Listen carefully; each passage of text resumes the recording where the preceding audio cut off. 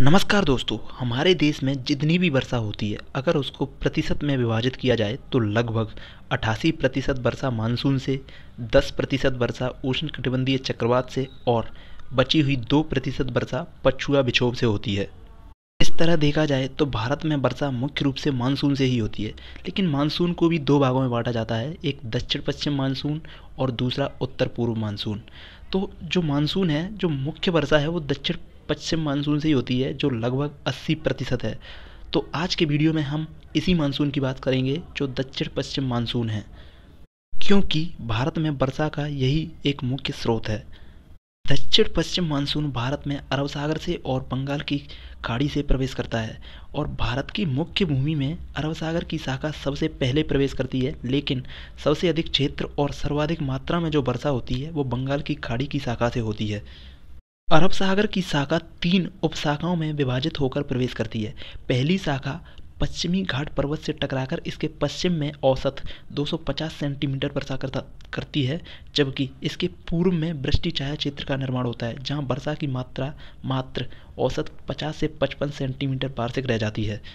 अगर तुलनात्मक रूप से देखा जाए तो पश्चिमी घाट पर्वत के पश्चिम में स्थित मंगलौर में 280 सेंटीमीटर वर्षा होती है, वहीं इसके पूर्व में स्थित वृष्टि छाया क्षेत्र में स्थित बेंगलोर में मात्र 95 सेंटीमीटर वर्षा होती है।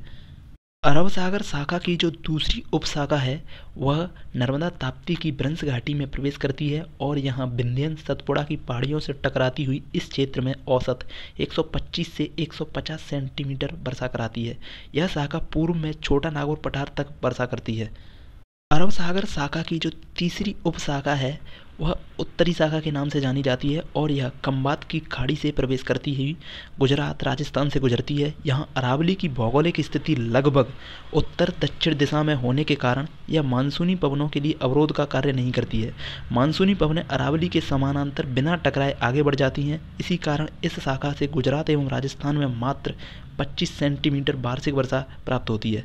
अरावली की गुरु शिखर एवं माउंट आबू जैसी चोटियों पर वर्षा फिर भी 110 सेंटीमीटर तक हो जाती है, लेकिन अरावली से पश्चिम की ओर वर्षा की मात्रा में अधिक कमी आ जाती है।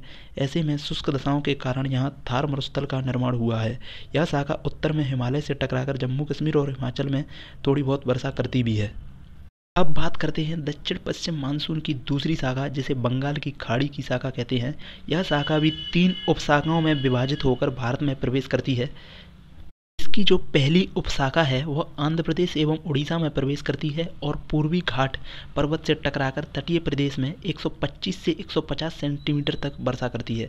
पूर्वी घाट की ऊंचाई कम होने के कारण और जगह जगह कटा चढ़ा होने के कारण मानसूनी हवाएं आंतरिक भागों में भी प्रवेश कर जाती हैं और इस कारण पूर्वी घाट के साथ वृष्टि छाया क्षेत्र का निर्माण नहीं होता है और वहाँ भी वर्षा होती है। यह शाखा छोटा नागपुर पठार तक वर्षा करती है। बंगाल की खाड़ी की जो दूसरी उपशाखा है उसे मेघालय शाखा के नाम से जाना जाता है और यह मेघालय पठार में प्रवेश करती है। यहाँ मानसूनी पवनों के लिए गारो खासी जयंतिया की पहाड़ियाँ 3 ओर से अवरोध बनाती हैं, जिससे कीपाकार आकृति का निर्माण होता है और इस आकृति से इस क्षेत्र में तीव्र वर्षा होती है। यहाँ औसत वर्षा 1000 सेंटीमीटर होती है। यहीं सर्वाधिक वर्षा का स्थान मासेनराम और चेरापूंजी स्थित है, जहाँ लगभग 1080 सेंटीमीटर वर्षा होती है। बंगाल की खाड़ी की जो तीसरी उपशाखा है उसे हिमालय शाखा के नाम से जाना जाता है और यह शाखा उत्तर में असम एवं अरुणाचल प्रदेश में प्रवेश करती हुई हिमालय से टकराती है।